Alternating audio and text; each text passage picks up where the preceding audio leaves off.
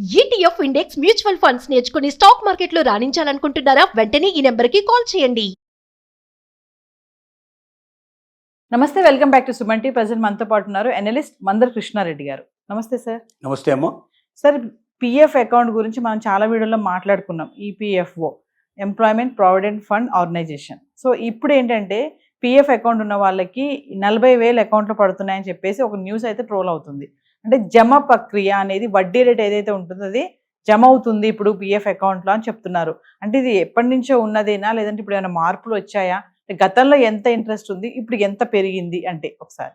Employees provident fund అనేది ఉంటుంది, account ఏదైతే ఉందో ఇది చాలా ఏళ్ల నుంచి ఎంప్లాయీస్కి ఉన్నటువంటి ఒక అవకాశం. అంటే యజమాని కొంత అమౌంట్ దాంట్లో జాయిన్ చేస్తాడు, దాంట్లో జత చేస్తాడు. అలాగే ఎంప్లాయీకి సంబంధించిన శాలరీ కూడా కొంత దాంట్లో జమ అవుతూ ఉంటుంది. ఇది ఇనిషియల్లో కొంతకాలం అంటే ఎంప్లాయీ తన యొక్క ఉద్యోగం పర్మనెంట్ అయ్యేదాకా టెంపరీగా తీయడానికి వీలు ఉండదు, అవకాశం ఉండదు దీంట్లోంచి. ఒకసారి పర్మనెంట్ అయిన తర్వాత కొంతకాలం అయిన తర్వాత తన అవసరాల కోసం అవసరమైతే దాంట్లో కొంత డబ్బు తీసుకోవడానికి కూడా అవకాశం కల్పించడం జరిగింది. అయితే మొదటి నుంచి కూడా దీనికి కొంత పర్సెంటేజ్ ఇవ్వడం చాలా లైట్ పర్సెంటేజ్, 5%, 4% నుంచి స్టార్ట్ అయ్యేది. చాలా తక్కువ పర్సెంట్ ఉంది, బయట ఎక్కడైనా పెట్టుకుంటే మనకు డబ్బులు ఎక్కువ వస్తాయనుకున్న వాళ్ళు ఇందులోంచి తీసుకెళ్ళిపోయి ఇంకెక్కడైనా పెట్టుకుని ఎక్కువ డబ్బు సంపాదించుకుంటూ ఉండేవాళ్ళు. ప్రభుత్వం ఏం ఆలోచించిందంటే ఎంప్లాయీస్ ఈపీఎఫ్ ఫండ్లో ఎందుకు ఎక్కువ ఉంచటం లేదు, డబ్బులు ఎందుకు తీసుకెళ్తున్నారని దీని మీద ఒక కమిటీ వేసి అధ్యయనం చేసి వాళ్ళకి అర్థమైంది ఏమిటంటే మనం అతి తక్కువ వడ్డీ ఇస్తున్నాం, సో ఈ డబ్బులు తీసుకెళ్ళి బయట ఎక్కడైనా చిట్ ఫండ్ కంపెనీలో లేకపోతే ఇంకా వేరే రకమైన ఎక్కువ ఆదాయం వచ్చేటువంటి దాంట్లో పెట్టుకుంటే వాళ్ళకి డబ్బులు ఎక్కువ వస్తున్నాయి కాబట్టి చాలామంది తీసుకెళ్ళిపోతున్నారు, మనమే ఎక్కువ పర్సెంటేజ్ ఇవ్వగలిగితే ఇక్కడే ఉంటుంది అనేది వాళ్ళు చెప్పిన మాట. సో ఈ ఈపీఎఫ్లో ఉంటే ఏంటంటే సెంట్రల్ గవర్నమెంట్, స్టేట్ గవర్నమెంట్స్ అవసరమైతే వీటిని ఏంటంటే సెంట్రల్ గవర్నమెంట్ ముఖ్యంగా దీన్ని ఉపయోగించుకొని ఈ డబ్బుల్ని ప్రభుత్వ రంగ సంబంధించిన సంస్థలు, ప్రభుత్వానికి సంబంధించిన వాటిలో పెట్టుబడులు పెడితే బయట పెద్ద ఎక్కువ వడ్డీకి తీసుకురావాల్సిన అవసరం లేకుండా ఇక్కడ తక్కువ వడ్డీ లోపల దొరికే అవకాశం ఉంటుందనేది ఒక ఆలోచన.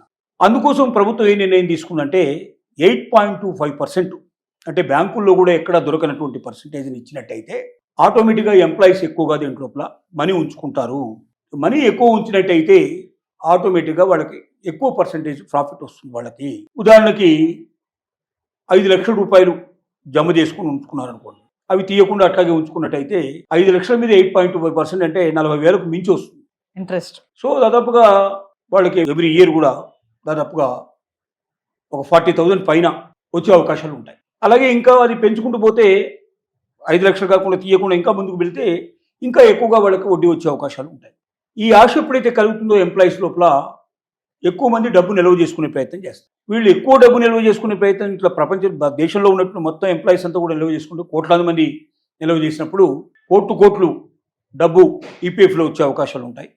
ఈ డబ్బుని ఎలాగో ఎంప్లాయీస్ అంతా వెంటనే తీయరు కాబట్టి యావరేజ్గా ఇంతమంది తీస్తారు, ఇంతమంది తీయరనే ఆలోచన వచ్చినా కూడా అంత అమౌంట్ని ఇక్కడ నుంచి వాళ్ళు ప్రభుత్వ రంగ సంస్థలకు సంబంధించినటువంటి అవసరాలకి దీన్ని ఉపయోగించినట్టయితే, బాండ్స్లో వాటిల్లో కూడా ఉపయోగించినట్టయితే ఆటోమేటిక్గా అటు ప్రభుత్వ అవసరాలు తీరుతాయి.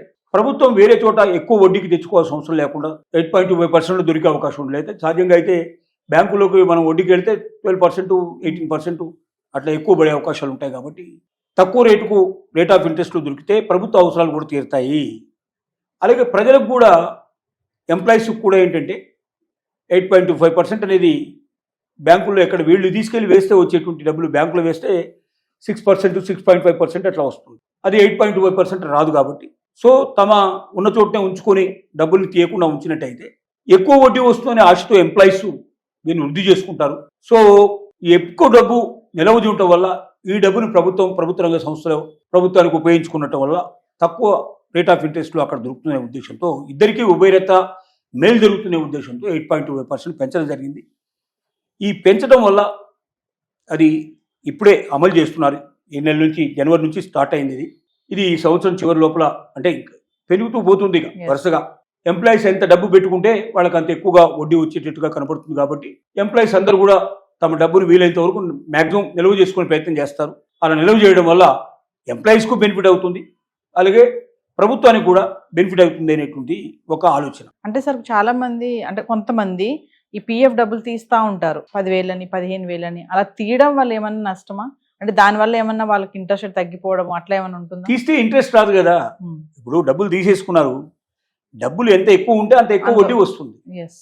డబ్బులు ఎప్పటికప్పుడు ఈపీ దాంట్లో జమ కాగానే డబ్బులు తీసేసుకుంటూ పోతే చివరికి వడ్డీ ఎక్కడి నుంచి వస్తుంది? రాదు కదా. ఎస్. కాబట్టి ఎవరైతే ఎక్కువ డబ్బు నిల్వ చేసుకుంటారో వాళ్ళకి ఎక్కువ వడ్డీ వస్తుంది. వడ్డీ వస్తుంది. ఎవరైతే ఎప్పటికెప్పుడు తీసేసుకుంటారో వాళ్ళకి రాదు. కాబట్టి ఇప్పుడు వడ్డీ ఎక్కువ వస్తుందని ఆశతోటైనా తీయకుండా ఉంటారనే ఒక నమ్మకంతో గవర్నమెంట్ ఒకేసారి ఎక్కువ పెద్ద మొత్తంలో దీన్ని పెంచడం జరిగింది. ఎస్. ఇంత వడ్డీ ఎప్పుడు ఇవ్వలేదు, ఫస్ట్ టైం ఇచ్చారు. కాబట్టి ప్రభుత్వానికి ఒక ఆశ, ఖచ్చితంగా ఎక్కువ డబ్బు నిల్వ ఉంటుంది, దాన్ని మనం వేరే అవసరాలకు బాగా ఉపయోగించుకోవచ్చు అనేటువంటి ఒక దృక్పథంతో దీన్ని పెట్టారు. ఎస్. చూడాలి దీని సక్సెస్ ఎంతవరకు వస్తుంది అనేది. Thank you.